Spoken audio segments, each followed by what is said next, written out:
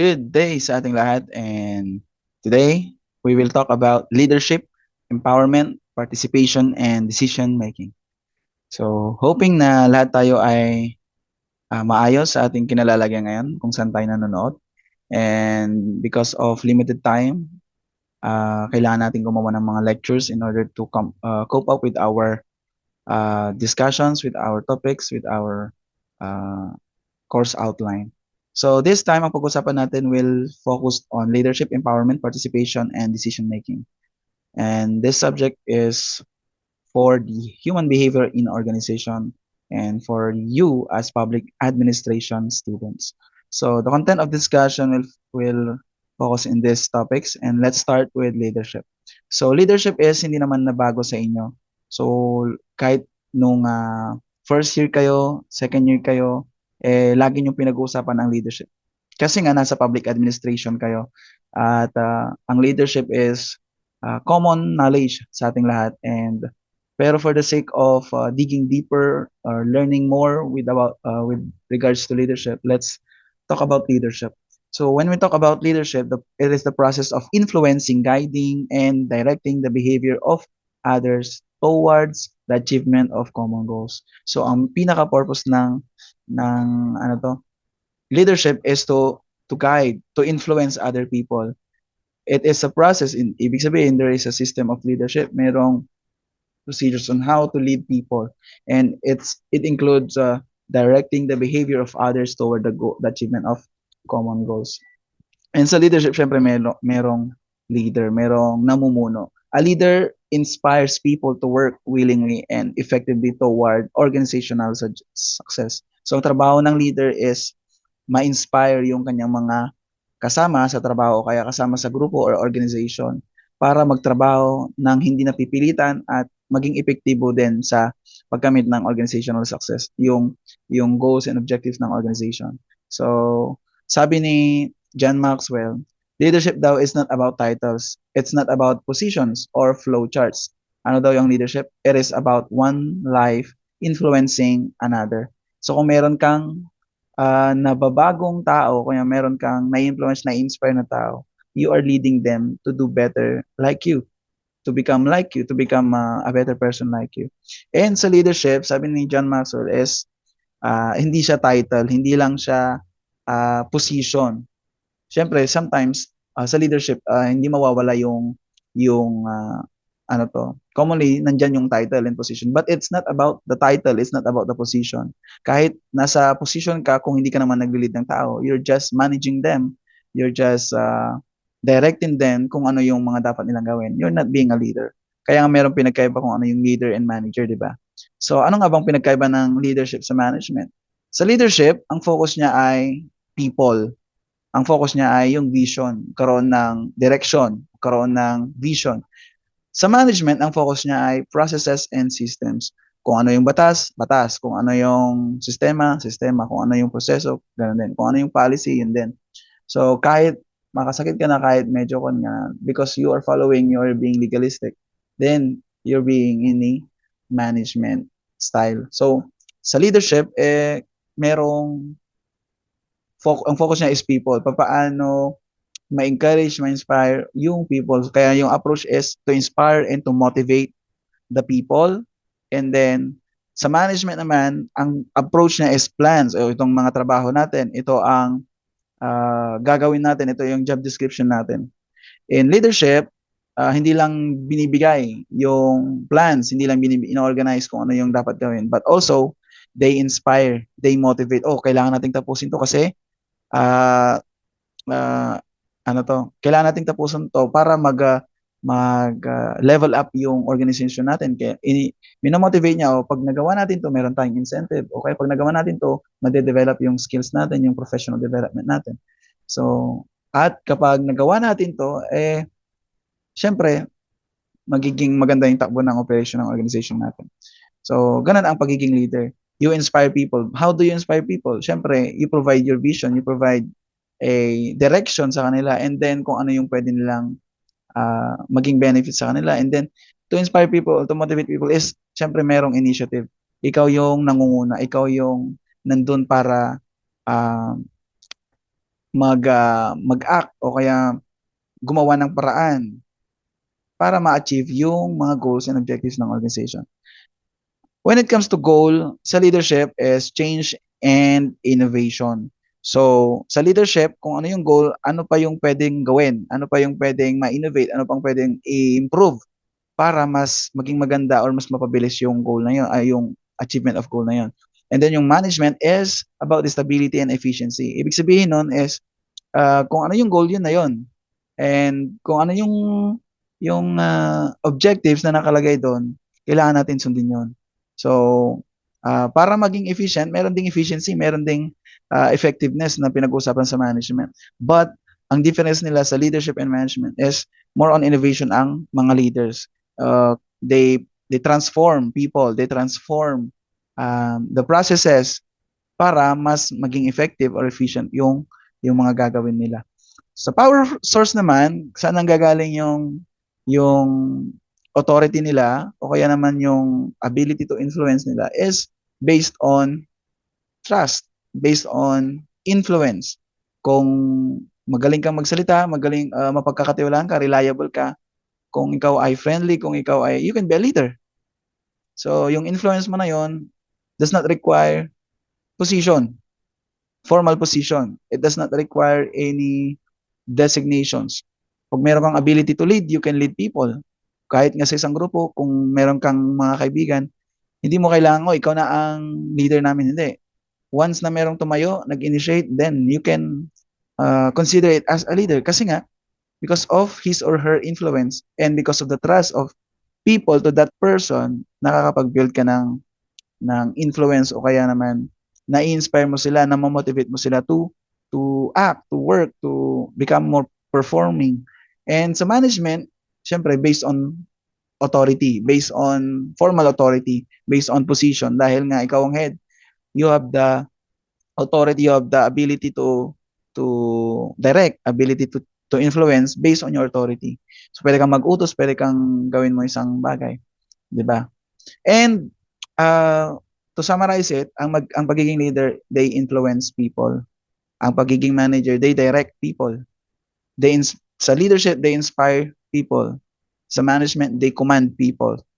Okay? So sa both leadership and management are essential. Hindi po masama ang pagiging manager, hindi din po sobrang tama ang pagiging leader. So kailangan pareho silang importante. Pareho silang essential. Pareho silang kailangan sa organization. Kailangan ng manager, kailangan din ng leader. Hindi pwedeng puro leader, puro ano to, inspire, puro motivate, pero wala namang natatapos. Siyempre, kailangan mong bumalik doon sa sistema, kailangan mo bumalik sa proseso. Pagiging leader kasi, siyempre, hindi naman yan madali. Mag-inspire ng tao, mag-motivate ng tao. Pero kung nasa management ka at manager ka, pwede mo silang i-command na gawin o tapusin isang bagay. So both leadership and management are essential. And a good manager must also be a good leader. So kung manager ka, you're supposed to be a good leader. So not necessarily kapag leader ka ay manager ka. Kasi based on position and authority yung manager. Kahit wala kang position, kahit wala kang formal authority, you can be a leader. But if you are a manager, you should be a leader. Dapat maging leader ka. Dapat ang goal mo is to influence, to inspire people, to transform, or to make change and innovation in your organization. There are leadership theories and concept na kailangan natin mag-usapan. Una is the trait theory. Ang trait theory, ang sabi niya dito ay, leaders are born daw, hindi po ginagawa. Kaya nga trait, based on trait yung sinasabi niya. Ang mga leader daw ay pinanganak na leader. Pwede yun kung ang tatay mo leader, di ba? Kunyari, ang tatay mo, ano to, congressman. Tapos, yung anak, siyempre, ang tendency niyan, magiging politician din, di ba? Kaya nga mayroong political dynasty eh. Kaya dahil dun sa ganong sistema na ang mga leader ay pinapanganak daw. So, innate daw sa kanila ang pagiging leader. Hindi daw yan ginagawa, kundi uh, naka nakalagay na sa pagkatao nila yung pagiging leader. It identifies key traits such as confidence, intelligence, determination, and integrity. So, ang mga leader daw, syempre, kapag meron kang kumpiyansa, meron kang kaalaman, meron kang determinasyon at integridad, you can be a leader. Hindi mo na kailangan daw na ma-train o kaya ma-equip. Kasi nga, innate na sa'yo. You are already a born leader. So, it assumes leaders are born. That is trait theory. Example of historical figures na nakuha natin is, syempre, for example, is si Jose Rizal. Diba? For example, is si Nelson Mandela. Both of them have natural charisma and merong moral integrity. Parang sinasabi ng iba is, they are born. These leaders are born. So, in application to our organization, organizations can use personality and attitude tests para ma-identify kung sino yung mga potential leaders. So, titingnan nila kung ano ba yung character or personality ng mga tao para makita nila kung sino bang magandang magandang i-train para maging leader. The next is behavioral theory. Sa behavioral theory, it focuses on what leaders do, not who they are. So, it focuses on what leaders do, not who they are. Hindi daw kung sino sila or kung anong pinanganak sila, kundi they are made. They are what? Equipped. They are trained. Ginagawa po sila. And then there are two main behaviors in behavioral theory. Una is task-oriented. Pag sinabi nating task-oriented, they focused on structure, they focus on roles and tasks. Siyempre, kung mag-appoint ka ng isang leader, kailangan mo silang i-train ano ba yung mga roles nila, ano yung mga responsibilities nila, and anong content ng structure na meron ang organization. More on operations. Ang mga people-oriented naman na leaders they focused on relationships and team motivation. So, ang mga people-oriented leaders focus on relationship. Mas connected sila sa mga tao nila. Madali silang ma-approach o kaya palakaibigan, kumbaga, maganda yung relationship, maganda yung connections, yung interaction, magaan. So, kaya namamotivate yung team o kaya yung members, organizational members. So, these are the kind of behaviors na meron ang mga leaders. If they are what? If they are trained, if they are equipped, if they are exposed into different tasks or responsibilities.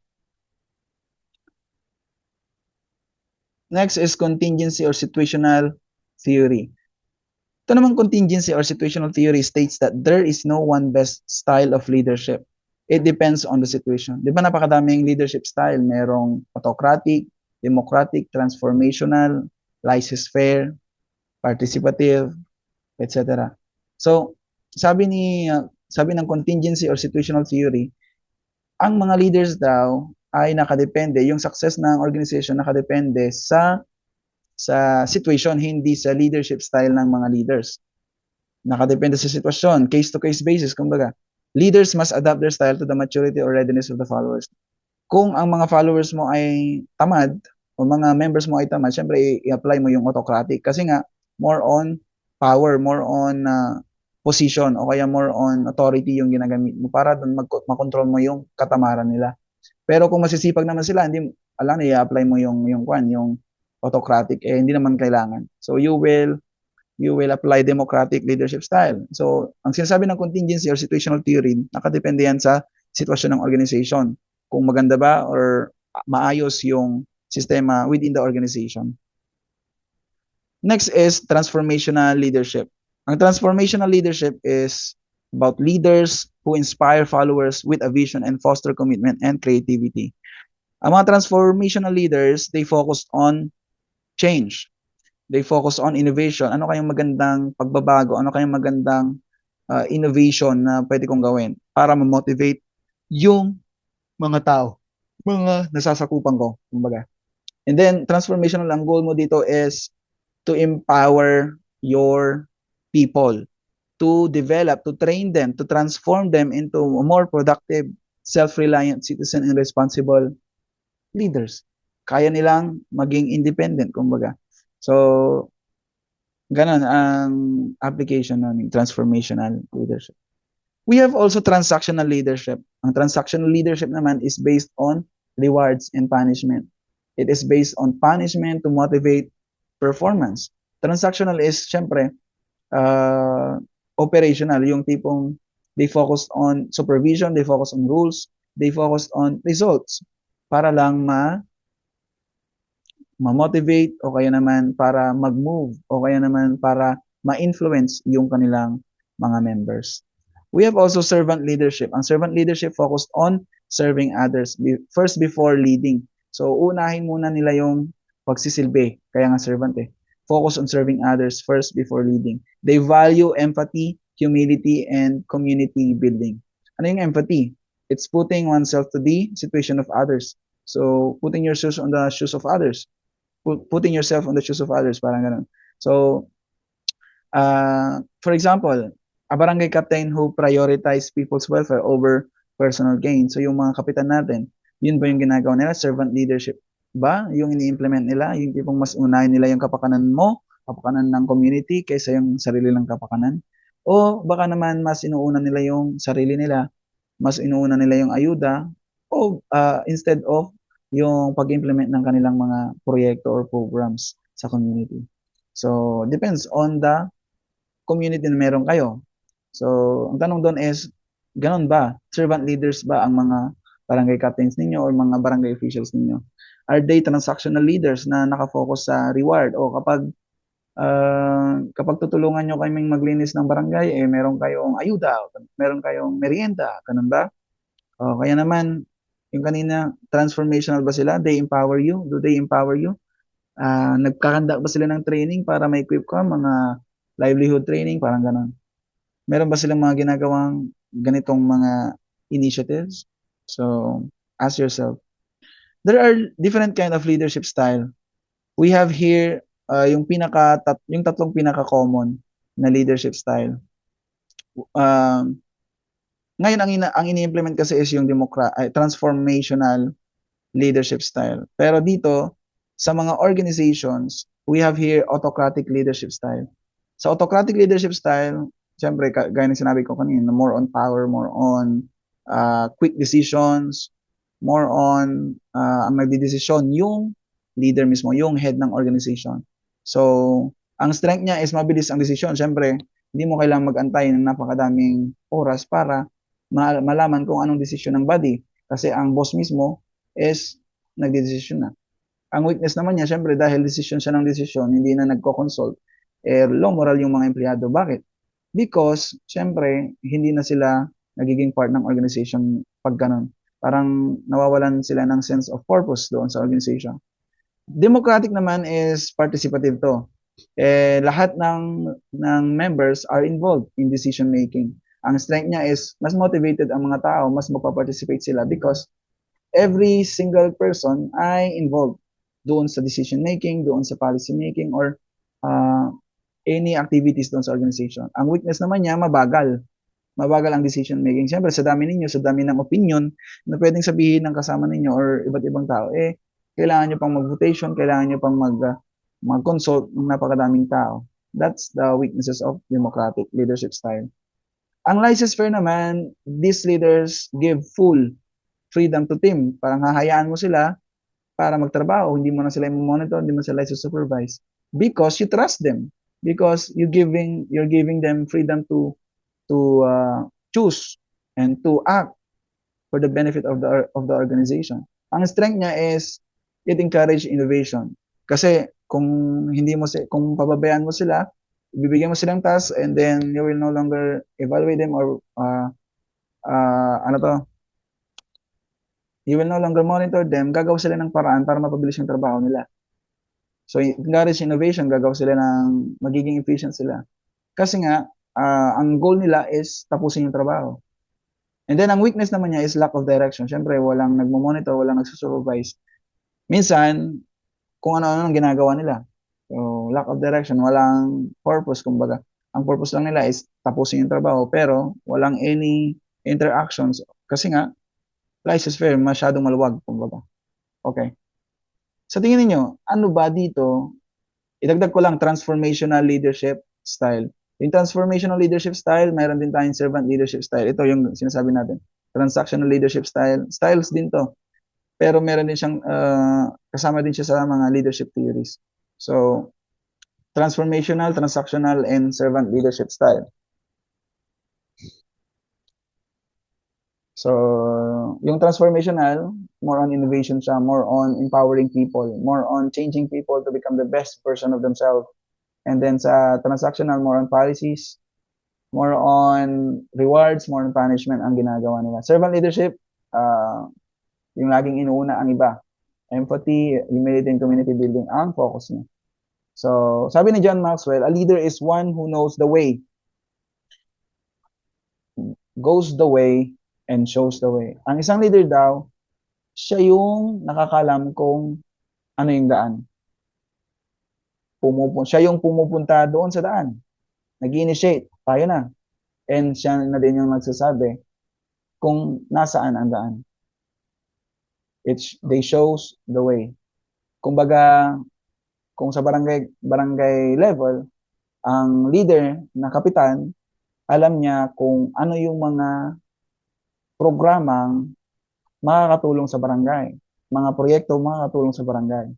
Yung programa na yon, siya yung maglilid doon, siya yung mangunguna, siya yung pupunta, mag-initiate, magbibigay ng example. Kung maglilinis kung ang project or activity is clean up drive, siya yung unang nandun para maglinis doon sa area na yon. Shows the way, paano gagawin, paano tatapusin yung project na yon. Siya din yung nag-i-inspire sa mga tao na ito ang magandang gawin, ito ang daan, o kaya ito yung pamamaraan na mas mabuti para matapos natin itong project or activity na to. So the leader, alam niya yung daan, alam niya yung ginagawa niya, and then siya din yung nangunguna at pinapakita niya sa kanyang mga nasasakupan. Let's go to empowerment. Empowerment is about giving individuals or groups the authority, confidence, and opportunity to make decisions, take initiative, and act on their own to achieve the goals. Empowerment is trusting people to act and helping them feel capable of doing so. So pag sinabi mong empowerment, ang papasok sa isipan mo dapat ay to equip, to transform, to be more skilled, to be more developed, yung mga taong nasasakupan mo. You are giving them the opportunity, the authority, the confidence to make decisions. And they cannot make decisions if they are not empowered. They cannot make any activity or innovation if they do not know the things that should be done. Hindi nila alam kung anong gagawin nila. Paano mo sila i-empower? Paano mo sila tutulungan para alam nilang ginagawa nila at kaya nilang mag-decide? Siyempre, you will train them. You will take initiative and act on their own to achieve the goals. So gagawa ka ng paraan para ma-equip yung mga tao mo. Empowerment is trusting people to act. Bakit trusting people to act? Because, syempre, if you equip your people, you are trusting them na kaya na nilang gawin yung ginagawa mo. Kaya na nilang gawin yung mga bagay na dati hindi nila alam. Kung ikaw yung leader and then meron kang member, syempre, kailangan mong i-empower yung member mo para alam nila yung ginagawa mo. In the long run, magagamit nila kapag wala ka na o kaya aalis ka na. You have already a successor, kumbaga. Parang ganun yung example natin na kung saan we empower them, we equip them, we train them, we give them the opportunity to grow professionally, personally, and to make themselves the better version of themselves. Tama ba? Alright, so sabi ni Kenneth Blancard, empowerment is not giving people power. People already have plenty of power, but empowerment is about releasing that power. You are not giving the power. Anong ibig sabihin nun? You're not giving people the power or the ability to influence or the position. You're not giving them the position that you have. You're not giving them the authority that you have. But you are equipping them. You are helping them to release that power within themselves. Meron silang mga abilities, kakayahan, capabilities, pero hindi sila na-empower, hindi nila magagamit yon. Kasi wala silang alam. Hindi nila alam kung anong ginagawa nila. Para ma-release yung power, yung ability or capabilities nila, syempre kailangan mo silang i-train, kailangan mo silang i-equip. Okay? Anong importansya ng empowerment? Kunyari sa atin sa barangay, ang empowerment of youth. Ang mga youth, syempre nag-aaral pa yan, wala pang alam, wala pang experience, wala pang skills. Anong importansya kung tutulungan mo silang maging magaling, tutulungan mo silang maging skilled, paano gumawa ng resolution, paano gumawa ng project proposal, paano mag-implement ng mga programs sa barangay. Anong importansya niya? It promotes participation and ownership in decision making. Siyempre, hindi ka mahihirapan sa trabaho mo kapag ikaw yung leader kasi nga you empower your people. They have now the capability to perform the things na trabaho mo.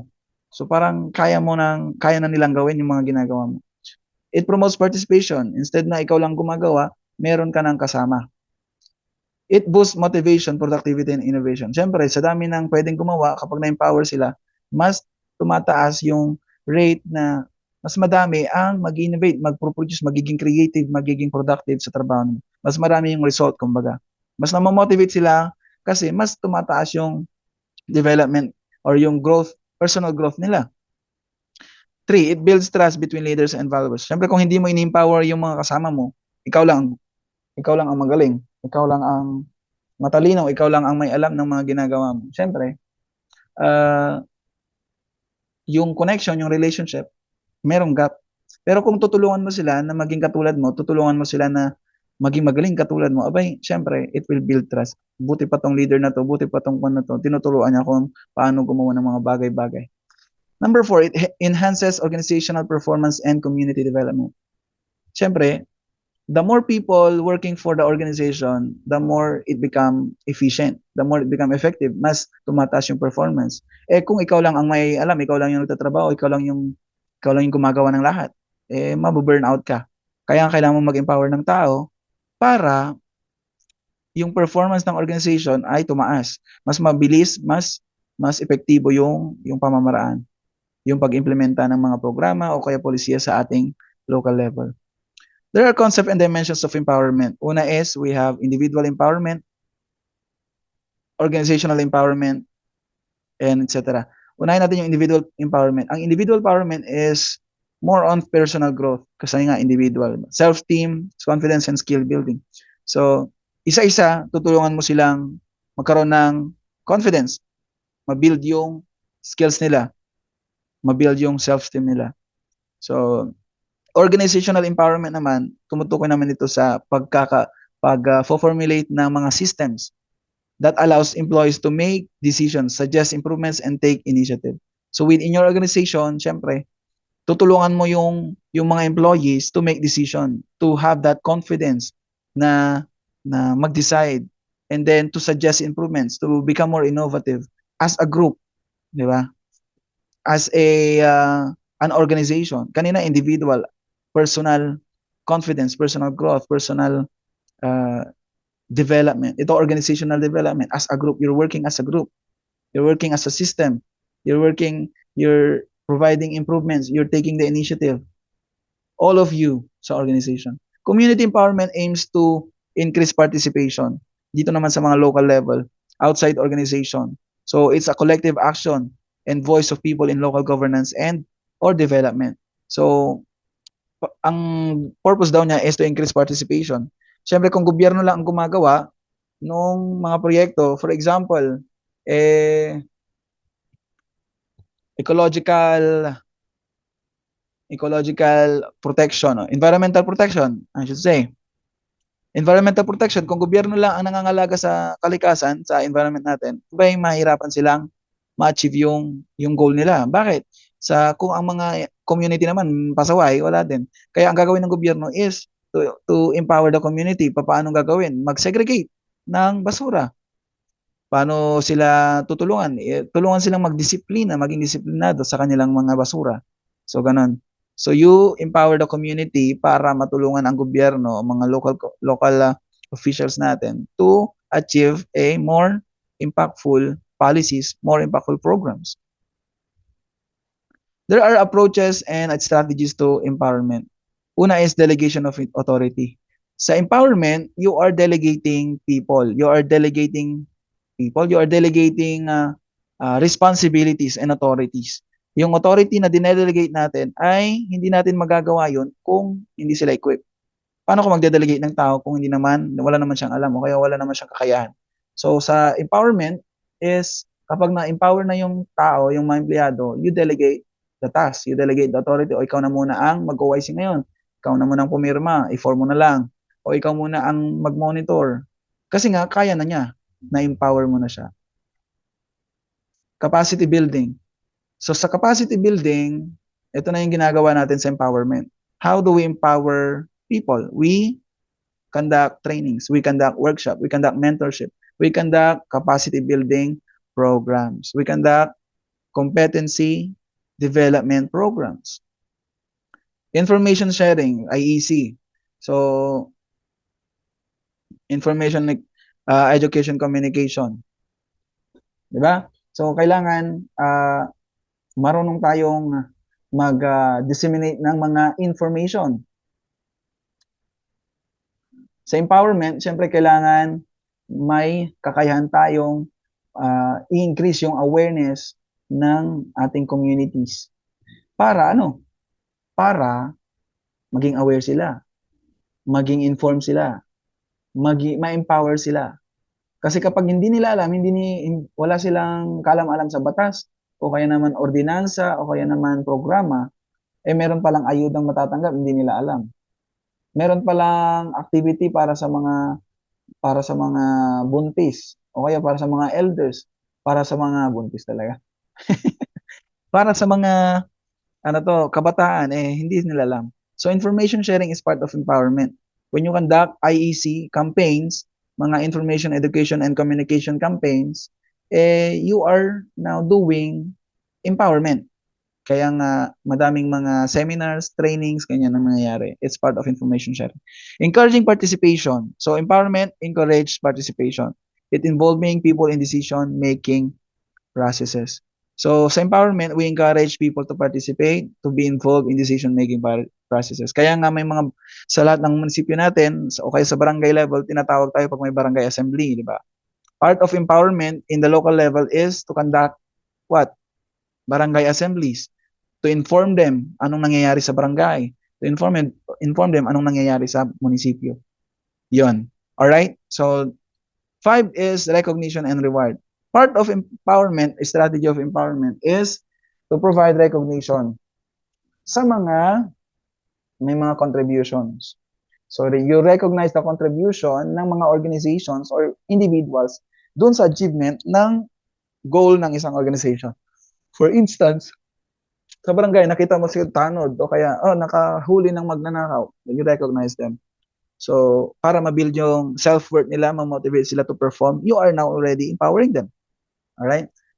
Participation. Pumunta na tayo sa participation. Kanina, leadership, tapos empowerment, then we have here participation. So, sa participation, I think kailangan na nating i-cut para hindi masyadong matagal.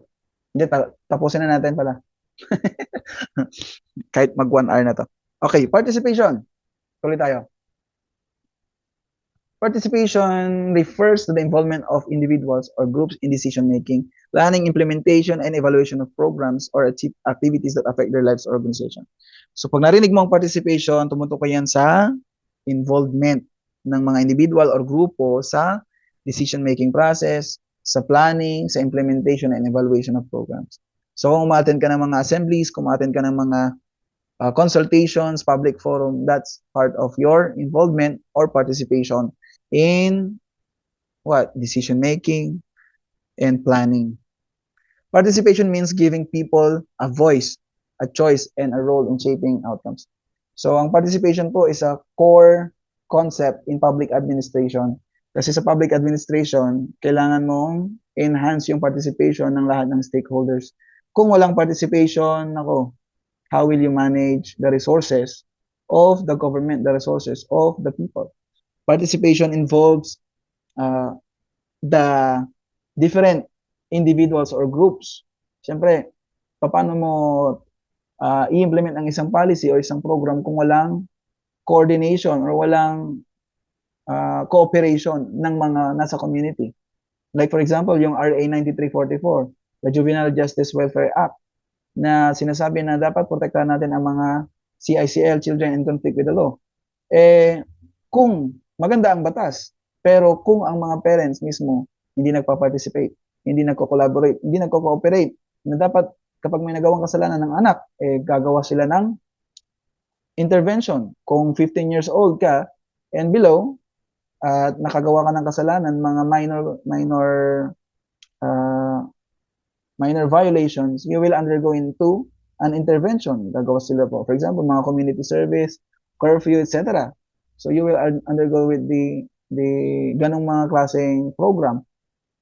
Pero paano magiging epektibo yung mga intervention programs kung hindi magpa-participate yung magulang? Ay, hindi na kung kunwari ito. Nakabasol di anak mo, nagkasala yung anak mo, nagnakaw, tapos pinabayaan mo, hindi mo inalaw yung batas o yung barangay na mangdisiplina sa anak mo.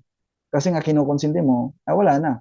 Yung participation mo doon, yung cooperation mo doon, nawawala, ay hindi magiging epektibo, magiging worst pa yung kainan ng mga batang mayroong kaso, mayroong involvement sa mga violations of different laws, different ordinances.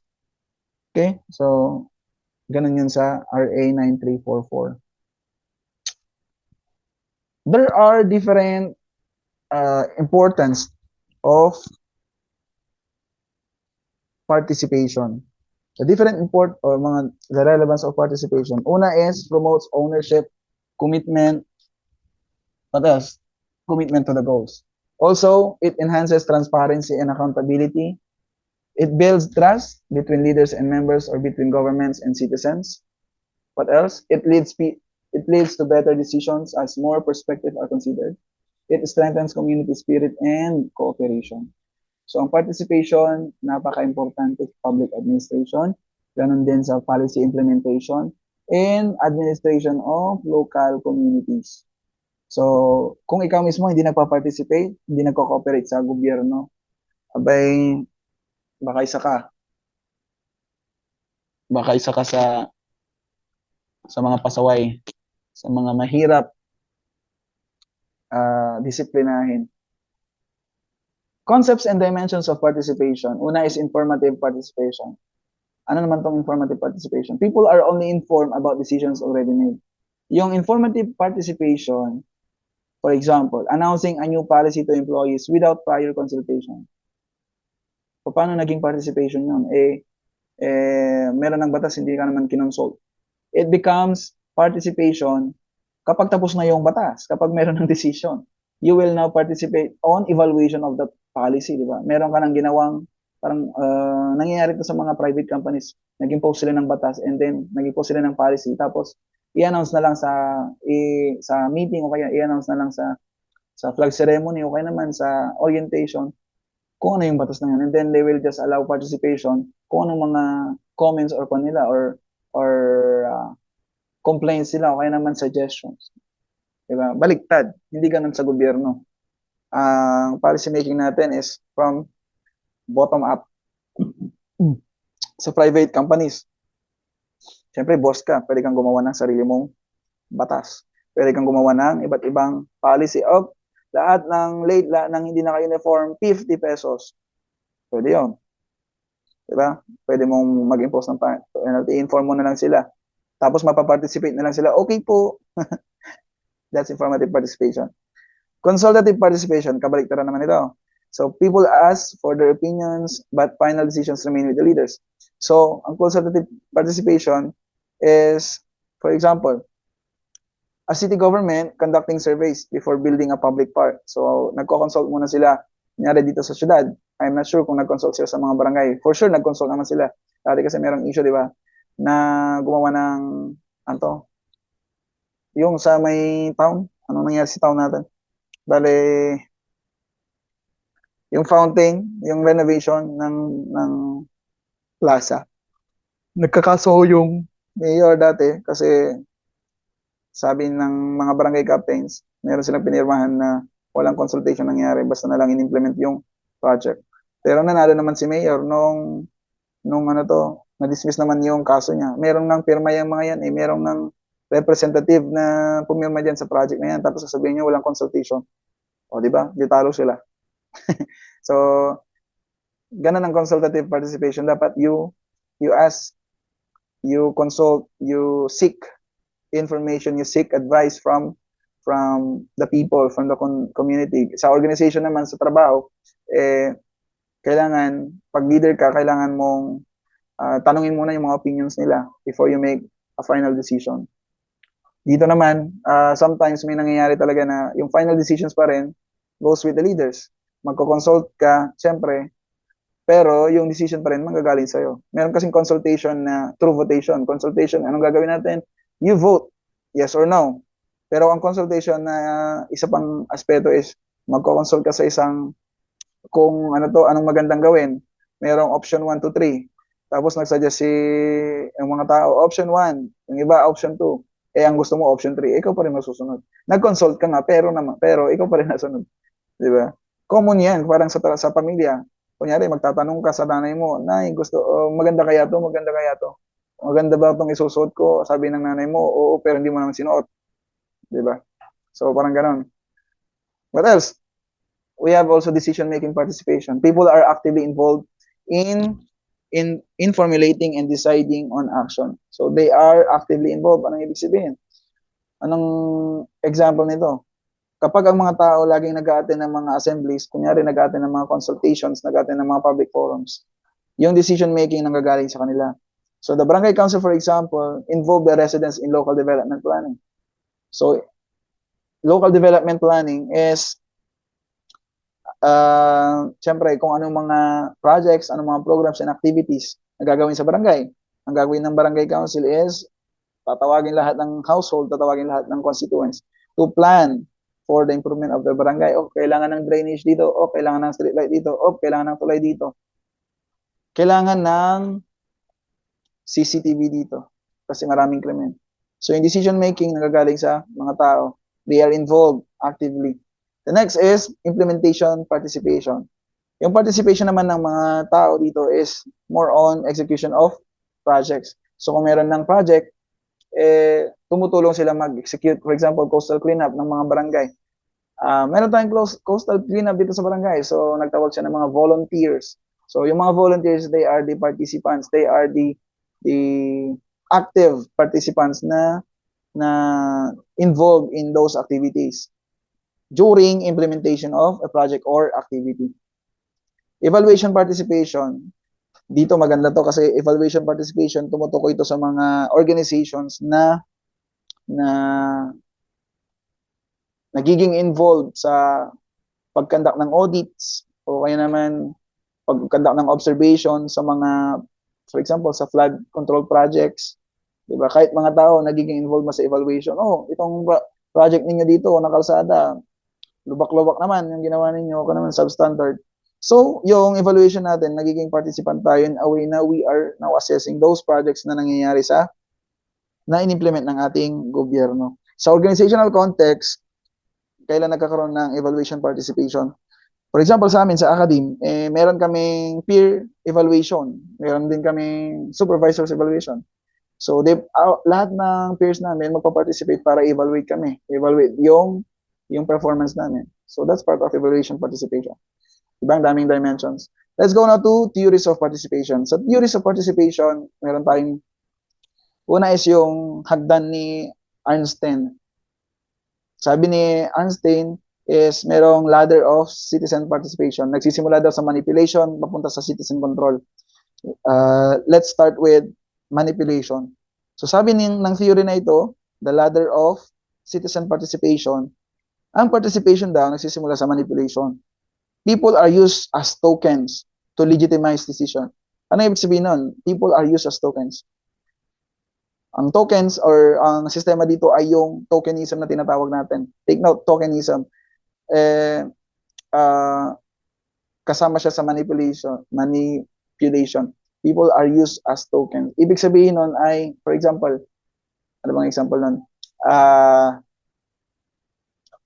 Merong organization na dapat daw ang lahat ng organization dapat inclusive sa lahat ng gender, sa lahat ng culture. So, ang boss ay nag-hire. Pagdating sa hiring, hiring process o recruitment process. Ang boss ay nag-hire ng iba't ibang klaseng gender, may babae, may lalaki, may bakla, may tomboy, may transgender. Iba't ibang kultura, may IT, may Ilocano, may Tagalog, halo-halo. Para para maging inclusive yung hiring process nila. Wala silang pinapanikan. Common yan sa natin sa gobyerno. Bawal ang magtangi, mag-stereotype, bawal ang mag-discriminate. Kaya yung hiring process ng gobyerno natin is dapat inclusive. The problem is these people na mayroong diverse background is na-hire pero during employment, during compensation, naiiba pala. Nag-iiba yung benefits nila. Hindi pala lahat sila nakakatanggap ng parehong sahod o kaya parehong benefits, parehong incentive. Meron na palang discrimination within the organization. So, namamanipulate itong mga tao na to, they serve as tokens, they serve as symbol na ang organization ay inclusive because marami kaming klaseng tao. The same is true sa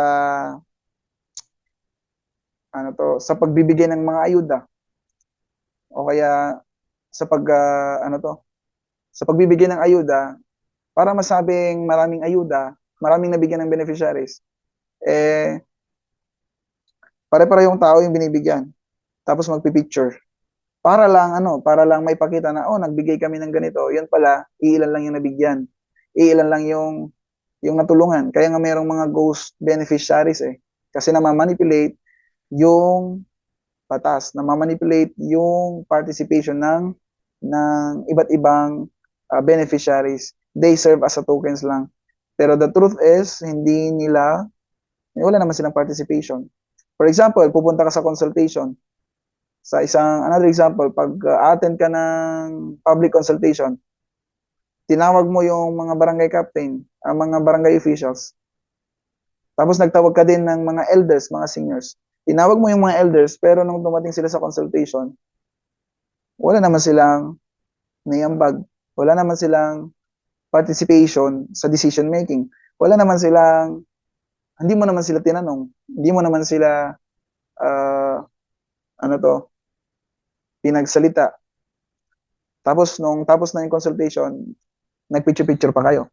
Ibig sabihin, pakitang tao, kumbaga, fake participation. That's manipulation. Therapy, anong klaseng participation to? Sa pangalawa, sa second stage niya, sa second level niya is participation used to cure or adjust people to plans. Ang participation daw ay ginagamit bilang parang gamot para sa mga planong hindi nagawa. Parang therapy.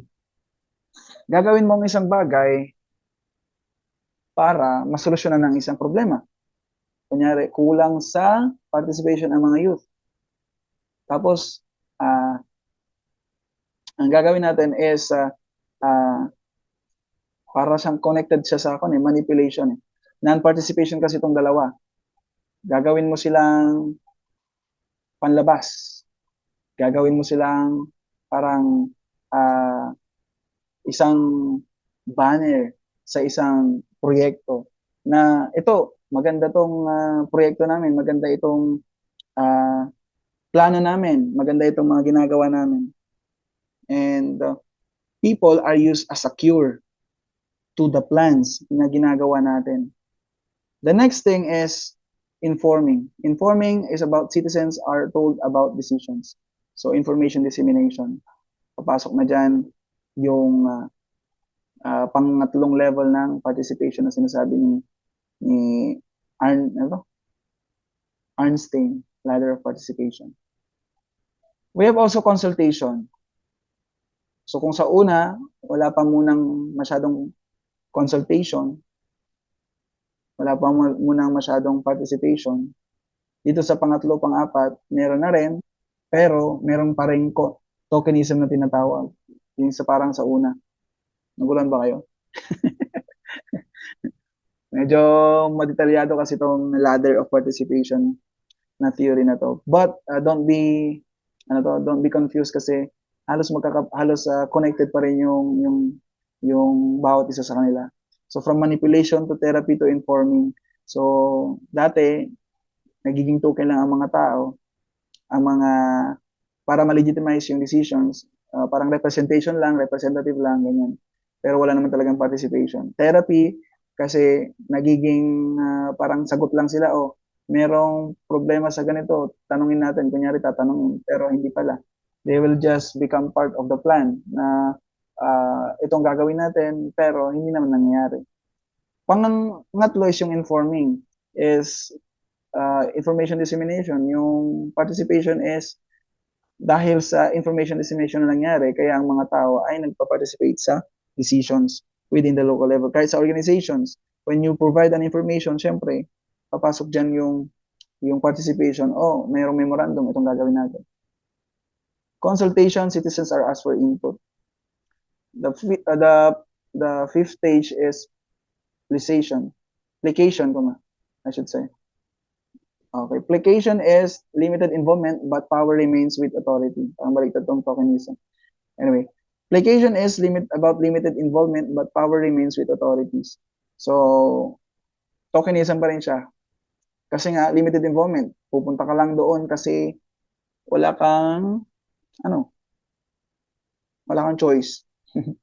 You will just, tinawag ka ni mayor, pupunta ka dun sa consultation, pupunta ka dun sa seminar. Pero, limited naman yung involvement mo. Pag nag-decide na kung ano yung magiging policy, anong magiging proseso, o kaya naman anong magiging, for instance, tax policy, diba? Yung power, nasa authorities pa rin. The sixth is partnership, shared decision-making between citizens and authorities. Alam niyo na yan. Partnership is more on connection or collaboration between different stakeholders from citizens and authorities.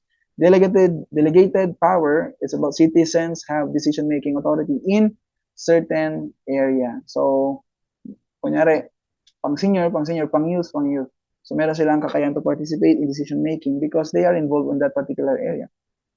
8 is citizen control. Ang citizen control naman ay they have full control over decisions and resources. Kailan nagkakaroon ng citizen control? Kapag nandun na sa implementation, nandun sa evaluation. Kung nasa evaluation ka, syempre, kaya mong kontrolin kung ano yung mga in-evaluate mo. Kaya mong mag-decide kung anong mga nangyari. Kaya mong sabihin, ay, hindi yan tama, hindi yan pwede kasi hindi yan nangyari. Ito yung nasa plano pero hindi napasama. Hindi nangyari, hindi nagmanipula. Naging effective pa malaman. Okay? So, sa una pa lang yun. Pangalawa is participatory governance theory. Sa participatory governance theory, it promotes the idea that citizens should be co-creators of public policies, not just recipients. Kaya nga participatory, di ba? They should be collaborative, encourage collaboration between government, civil society, and the private sector. A good example of this is the Local Government Code of 1991. Ang Local Government Code po natin, gumawa siya ng iba't ibang sektor, like SK, para ma-represent yung mga kabataan. Para ang local government code din natin ay gumawa ng way para makapag-participate ang mga NGOs natin, mga people's organizations, mga non-government organizations, at ma-credit itong mga NGO para maging local special body sa ating LGU. We have the theory of deliberative democracy. This theory focuses on dialogue, debate, and consensus building in decision making. It also encourages rational discussion where all voices are heard and respected. More on debate, more on dialogue, more on consensus building in decision making. So yung kanina, participatory governance theory, more on collaborations between the government. Dito naman more on debate, focuses on debate, deliberative nga, di ba? So merong deliberation, merong dialogue, merong debate, merong rational discussions where all voices are heard and respected. For example, merong mga barangay assemblies, merong mga KK meetings, SK meetings, what else? Municipal meetings, etc. There are barriers to participation. Una is lack of awareness. Kung hindi mo alam yung program, hindi mo alam yung batas, paano ka mag-participate? That's why kailangan ng IEC. Power imbalance between leaders and members. Bakit power imbalance between leaders and members? Kasi kung sinabi ng mayor na itong gagawin ninyo, syempre mas mataas yung authority niya. Yung leaders and members have the power imbalance. Yung authority nagiging gap minsan kapag yung participation. Dahil nga, for example, magpapatawag si mayor ng consultation, public consultation. Ang gusto niya marinig yung mga kapitan. Pero ang ginawa ni kapitan is ang sinend niya is mga kagawad. Diba? Dahil leader siya, abay inutusan na lang niya yung member niya. So dahil nasa power siya yung kapitan, siya na lang pumunta sa consultation. Kagaya ng mga ginagawa namin pag pumunta kami sa munisipyo ang supposed to be ang mga kapitan yung nandun, pero ang mga kausap namin mga kagawad, mga sekretary. Nakakatawa lang minsan kasi expectation barangay captain, pero ang mga nandun mga kagawad. So, dahil nga siguro kapitan sila, pwede sila mag-send ng representative nila. Tokenism, yung parang pinag-usapan natin kanina na concept. Tokenism is about symbolic participation without real influence. Para siyang fake participation. Kunyari, magpapa-audit ka, meron kang proyekto, meron kang project tulay, project road, ano to? Barangay road, farm to market road. Tapos ang evaluation mo is nag-send ka ng mga evaluators para masabing may evaluation nangyari sa project. And then, ito naman, ang ginawa is, imbes na evaluators, external evaluators, ang ginawa ng leader or head is, ang pinadala niya mga staff niya. Symbolic kasi merong nag-evaluate, merong evaluators. Ang problema, wala talagang real influence, may bias. So kung tutusin, fake participation yun, fake evaluation yun, pseudo evaluation yun, pseudo evaluation. Just for compliance, kumbaga. So, parang pinakita mo lang na merong nag-evaluate, wala naman palang talagang, hindi naman pala legit. Parang genuine yung evaluation. Limited resources or time, syempre participation. Kapag merong mga seminars, trainings, kung walang budget, kung walang pang merienda, walang pupunta. Totoo, hindi. Oo naman yun, di ba? So, karamihan sa mga barangays, sa mga kabataan, hindi pupunta yan pag walang merienda.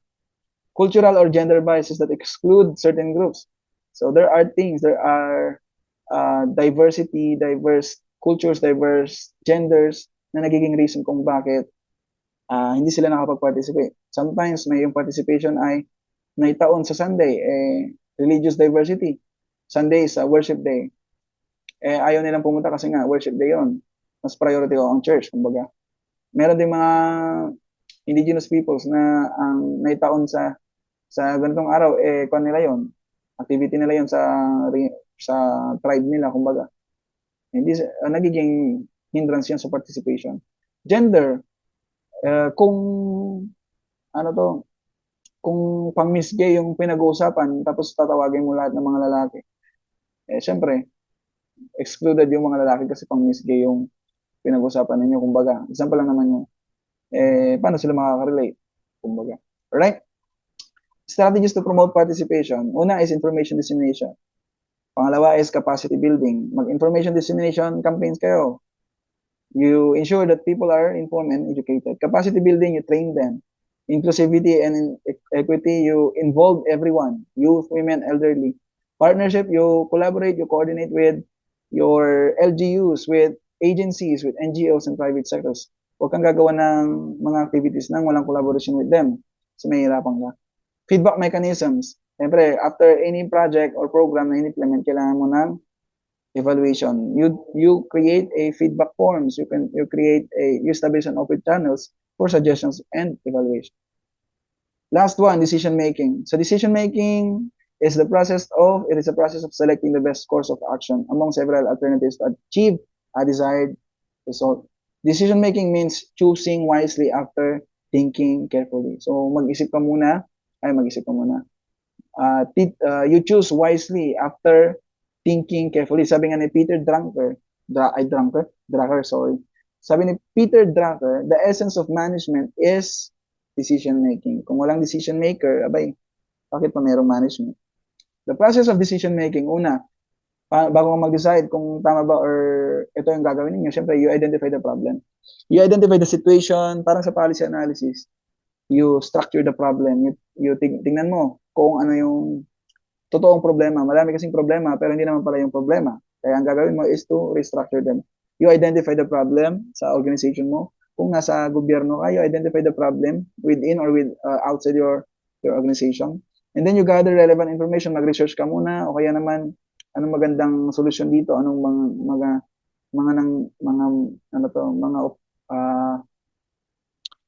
pwedeng causes ng problema na ito. And then you develop alternatives, provide ka na ng solution. And then syempre, yung provision na solution mo, you do consultations. You identify the problem with the presence of the organization, and then you gather relevant information, mga situations, mga nangyari, mga cases within the organization. And then you develop alternatives with the support of your employees or other stakeholders. And then you evaluate the alternatives. Anong criteria ang gagawin mo? Anong titignan mo? Efficient ba to? Effective ba siya? O kaya naman, adequate ba? Magiging sustainable ba? Evaluate yung options or alternatives na ginawa mo. Panglima is choose the best alternative and then implement the decision as well as evaluate the results. Hindi po mawawala ang evaluation sa lahat ng decision making. Alright? Okay, so models of decision making. We have number 1, rational model. Pag sinabi natin rational model, it assumes that decision makers are logical and aim for the optimal choice. So, ang magiging expectation sa mga leaders dito ay dapat they think rationally, they think logically, they think with optimal choice. They choose the best option, cost-benefit analysis. Yan ang mga ginagawa nila. So, pagiging rational yan, pagiging logical, kumbaga. Hindi pwedeng putyo-putyo yung decision.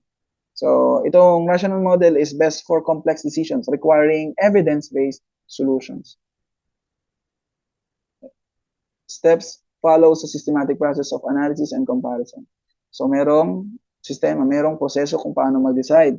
Sabi niya is, kailangan may process of analysis para siyang decision making, policy analysis na dumaan ka sa napakadaming proseso. Comparison, kailangan mo din mag-compare ng mga possible solutions, possible alternatives.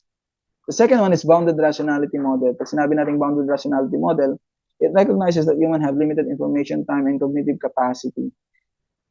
Decision makers satisfies or choose a good enough option, not the perfect one. So, merong limitation daw ang kakayahan ng tao. So, sometimes hindi siya nagiging logical. Ngayon, paano ka magiging rational kung meron kang limitation? Sabi niya is, you should what? Choose a good enough option. Paano ka mag-choose ng good enough option? Huwag mong piliin o kaya naman, huwag mong piliin yung perfectong solusyon, not the perfect one. Okay na yung effective, efficient, hindi lang perfect, di ba? So, kapag perfect yung solution, maganda sana. Pero may limitation kasi yun. Sustainable ba siya? For example, sa enrollment system ng mga ng state universities, lahat online na. Ang tanong, may internet ba lahat? Ang tanong, capable ba lahat mag-online? For example, perfect yung example na perfect yung solution kasi nga, efficient, magiging effective din siya, mas mabilis, mas cost-effective. Pero, lahat ba makaka-access? Lahat ba capable? Diba? So, choosing the good option, pwedeng blended. Yung mga kayang mag-online enrollment. Yung mga hindi, edi pumunta face-to-face. So, choosing good enough option. Merong limitation yung alternative na pinapropose natin. Pero we will look on a good enough option. Yung tipong lahat makaka-access, equitable yung proseso, equitable yung benepisyo sa mga kliyente. Incremental model, ito naman yung decisions are made through small, gradual steps rather than radical changes. Sa pagdedesisyon, sabi niya dito is by parts. Huwag kabuuan. Unti-unti, kumbaga. So, small, gradual step. Increment. Step 1 ka muna. Huwag ka muna mag-step 5. Di mo patapos yung step 1 to 4 eh. Parang ganun. For example, is merong ina-address ang gobyerno natin to improve healthcare services. Para magawa yon, kailangan ano munang i-focus nila? Yung bang hospital? Yung bang insurance? Yun bang ayuda? So step by step, ang sabi ng incremental model is you decide ano bang priority. Small, gradual steps. So ang unahin ng gobyerno, ang inon ng gobyerno, facilities. Diba? So yung facilities, kahit pa may insurance ka, kahit pa, ano yung unang sinabi ko kanina, sa healthcare services, kahit pa may insurance ka, kahit pa may ayuda ka, kung wala namang facility, paano ka magagaling? Di ba? So, step by step, budgetan mo muna yung pinaka-importante. And then, kapag meron na ulit, and then, we proceed with the next priority, which is, ayuda or insurance? Insurance. PhilHealth. Tingnan mo muna kung anong pwedeng baguhin sa PhilHealth. Focus ka doon. Para mabawasan yung babayarin natin. Ganun yun. And then, tsaka ka magbigay ng ayuda kung kulang talaga. Kaya nga meron ng malasakit center. Meron pang DSWD. Meron pang social worker. Saan ka ba? Libre na. Diba? Okay, so political model. Sa political model of decision making, decisions are shaped by power, negotiation, compromise among stakeholders. In other words, politics. Political decision making. The use of power, the use of negotiation, the use of compromise, may positive and negative impact ang politics or political decision making. Siyempre, dahil nasa posisyon ka, dahil nasa power, nasa position ka, dahil meron kang authority, edi, you have the capacity or capability to compromise or not to compromise. Political model of decision making. Participative decision making model, ginagawa ito, yung kanina mga politicians. Pwede din sa mga heads sa organizations. Kasi hindi lang naman sa politics or governmental politics ang meron. Meron ding office politics or organizational politics. Participative decision-making model, ito naman ay decisions shaped by employees. Decisions shaped by stakeholders, citizens in the decision-making process. Kaya nga participative kasi merong consultation, merong collaboration between employees. Intuitive decision-making model naman is based on experience, based on instincts, and judgment rather than analysis. Ito yung common na ginagawa mo. Intuition. Dahil sa tingin mo,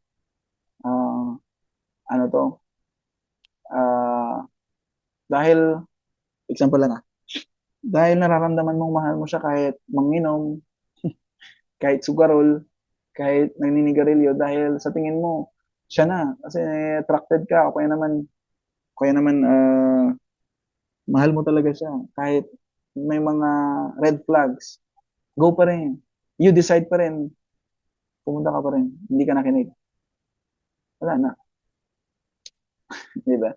So, based on experience, based on instinct, sa experience naman, syempre, kung marami ka ng experience pagdating sa leadership, at kaya naman magaling ka sa isang bagay, ano bang bagay magaling ka? Saan ka ba magaling? Marketing, kumbaga. Ito ang mas maganda na i-post natin para tumaas yung sales natin. So by experience, alam mo na kung ano yung kalakaran sa marketing. Sa public administration, alam mo na kung ang kalakaran kung papaano ma-empower, ma-involve ang mga kabataan, ma-inform ang mga kabataan. You decide based on your experience. For example, ang mga kabataan mahilig sa sports. Kung hindi mo alam, wala kang experience sa leadership o kaya naman sa hindi ka involved sa mga activities within the barangay, hindi mo makikita na mas nagiging participative sila. When there's sports, syempre, ang magiging decision mo, magpapa-seminar na lang ako. Nagpa-seminar ka, walang umattend. Diba? So, based on experience, you decide, you provide judgment rather than analysis. Okay? Techniques. Last na to. We have SWOT analysis. Sa decision making, bago ka mag-decide, kailangan mong mag-identify, mag-SWOT muna. Mag-identify ng strength, weaknesses, opportunities, and threats. Common yan sa government and private companies. Cost-benefit analysis, it's about implementation of the rational model. Cost-benefit, i-compare mo yung financial and non-financial outcomes. Itong budget, itong benefit. Ito yung nangyari. Ito yung outcome. Brainstorming, generating ideas collectively. Siyempre, common sense na yan. Laging ginagawa yan. Decision matrix. Decision matrix is para siyang criteria of decision. Nandun yung mga criteria. Yung table na merong set of criteria, kumbaga, like equity, equality, efficiency, effectiveness, etc. We have also Delphi technique. Ito naman, magsisik advice ka na. So, you seek expert consensus through round of anonymous input. Survey ka o kaya naman mag KII or key informant interview sa mga experts para makita mo anong mas magandang decision ang gagawin mo. Flowchart or tree diagram. So, decision, parang, ano bang tawag doon? Solution tree ba yun? Kasi may problem tree. Decision tree, yun. Decision tree yung ginagamit sa kabaliktaran ng problem tree. So, yung tree diagram, pwede mong i-visualize kung ano mga consequences ng mga choices mo. Pwede ring flowchart, tignan mo kung alin doon ang mas magandang options, mas magandang alternatives na pipiliin mo. Okay, so in summary, ito po mga pinag-usapan natin mga topics. Leadership, empowerment, participation, decision-making process. It covers all the module 3 of our subject, human behavior in organization. So, kung meron kayong comments or